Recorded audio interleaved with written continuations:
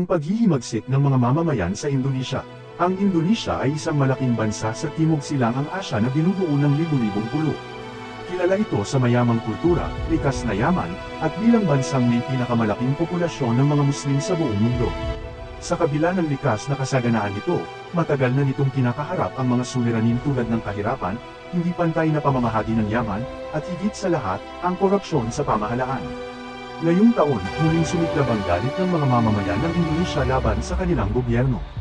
Lumitaw sa publiko ang balitang tumatanggap ng napakalalaking benepisyo at allowance ang mga mambabatas, halimbawa'y pabahay na nagkakahalaga ng milyon-milyong rupya bawat buwan.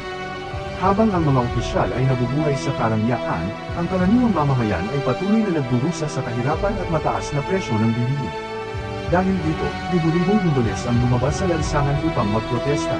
Mula sa mga estudyante hanggang sa mga manggagawa, isa ang kanilang panawagan, itigil ang katiwalian at ibalik ang hustisya sa bayan.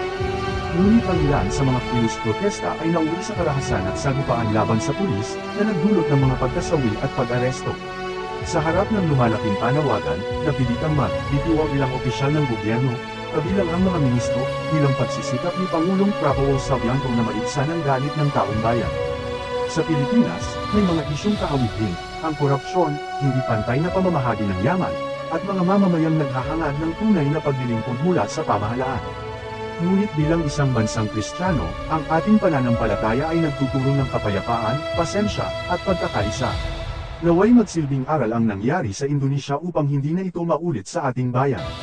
Huwag nawa tayong umabot sa puntong kailangan pang dumaan sa karahasan at pagkasawi bago marinig ang tinig ng taong bayan. Sa halip, maaari natin ipaglaban ang katotohanan sa pamamagitan ng mapayapang pagkilos, pagbabantay sa pamahalaan, at pagtutulungan ng mamamayan at simbahan. Kung ang Indonesia ay nagpupunyagi ngayon laban sa katiwalian sa gitna ng kaguluhan, ang Pilipinas naman ay may pagkakataong patunayan na ang pagbabago at paglilinis ng lipunan ay posible sa pamamagitan ng kapayapaan, pananampalataya, at pagkakaisa bilang isang Kristiyanong bansa.